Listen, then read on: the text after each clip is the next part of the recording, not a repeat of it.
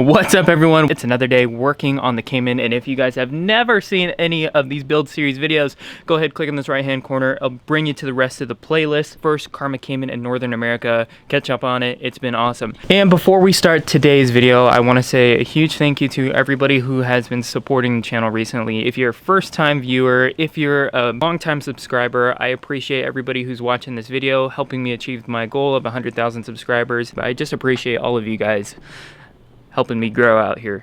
You know, we're putting in work on the Cayman, I'm putting in work on these videos, and I just appreciate you guys being out here watching them. So thank you guys. Now, in the last few videos, there's one thing in particular that I've been saying is going to be the biggest problem, and I think I just figured out what the solution is going to be. Here is a rear flare on the car. No, this is not bolted, it's just kind of hanging there. This flare, on the other hand, is mounted to the car. If I pull on this, mounted, perfect, looks good, hardware is hidden, and it's absolutely amazing. A big problem that I've been facing in the rear is obviously in these spots where you would normally mount a wide body kit, there is nowhere to stick your hardware. If I were to put hardware through this, there'd be a big bolt head sticking out, protruding out over here, and it would not look good. Previously, what I've been thinking is that it would be too hard for me to mount the flares like I did over here. Fiberglass bolts on the back side of this, so that I can nut it on the backside. See, there's your outer skin, your inner skin to this wheel well. If I were to put fiberglass bolts on the backside of this, smoke a hole in the back of it in this rear quarter panel, and try and bolt it through, I wouldn't be able to reach. This is a mid-engine car, so unfortunately there's a firewall right here. I can't just pull out the interior pieces and reach the bolts from the backside. So what I've done and decided to do is actually do exactly what I did on the front. Fiberglass bolts on the back side of this. I know that makes no sense whatsoever, as I just complained and told you that I wouldn't be able to bolt those from the backside. Now here's what I decided to do to remedy that. I made this, and it's not done. This is just a prototype template, but it works. A plate covering a window that I made in the wheel well so I could bolt the backside of the flare onto the car. By making this plate, so one, the first thing is it's gonna stop water from getting inside there. Two, and it adds structural rigidity back into this wheel well. Three, obviously it's going to create this window so I can pull this on and off and bolt the flares onto the car and keep it modular. Obviously I haven't done this yet, everything's just a theory, and so far it's looking like it's going to work. I'm gonna stop talking. Hopefully this was informational. You guys can learn something if you're trying to do hidden hardware and you don't want to have to not weld your quarter panels, and you don't have anywhere to reach that hardware. You can cut a window inside the rear wheel well.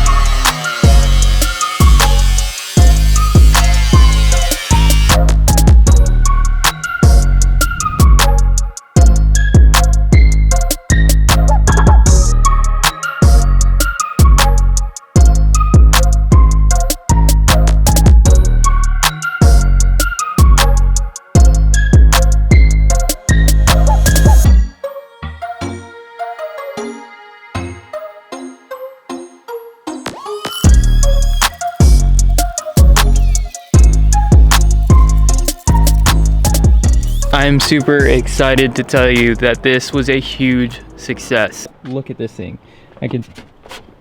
This is going nowhere. Panel gap is awesome, to say the least. And I know I need to make a little bit bigger sheet. This is just a template to see if this would work, but it absolutely does. It probably seems like such a small win, but this literally just made me so happy. It's like unbelievable. I'm stoked. This side is on. It's on the car, done.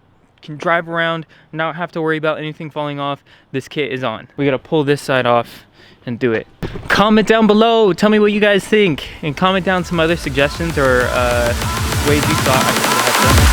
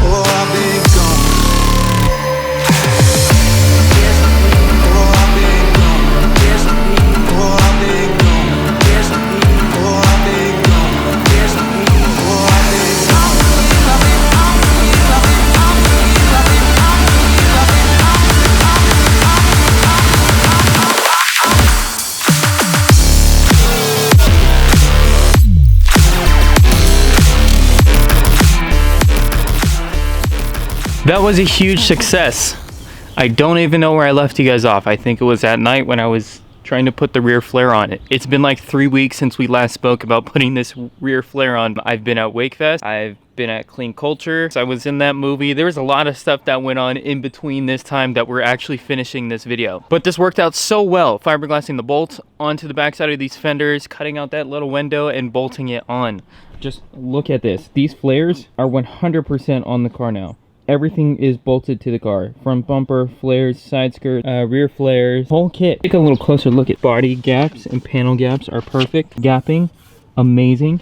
But there is something that I did mess up that didn't work out at all that I kind of want to talk to you guys about. I want to have some transparency with this build and let you guys know everything that worked, what didn't work, and kind of what it's like going through this entire process. I know there's a ton of you at home that build your own cars as well. One of the huge L's that I took and that I canned this whole video on was the side skirt. As you know, I've been fiberglassing bolts onto the backside of this kit, drilling holes and bolting them through the underside. Now, I figured, hey, it works so well with every other panel. I hate this little bolt that I've put right here to secure this side skirt to the car.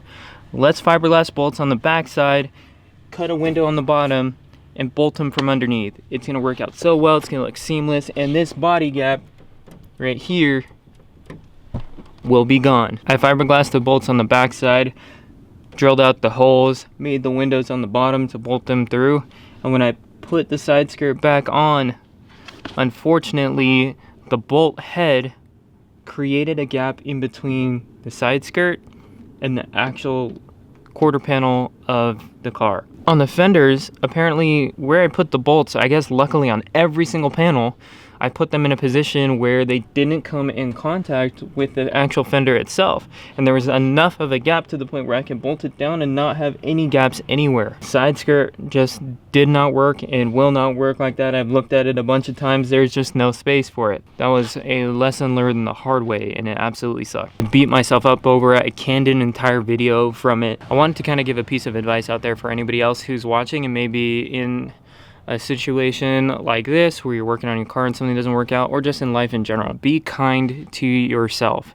So I know oftentimes with goals like this, I set really, really high standards for myself, and when I don't achieve them, I spread myself way too thin trying to achieve them. I can't make it, and I'm just like, I do not let myself and don't forgive myself for not being able to meet these certain goals.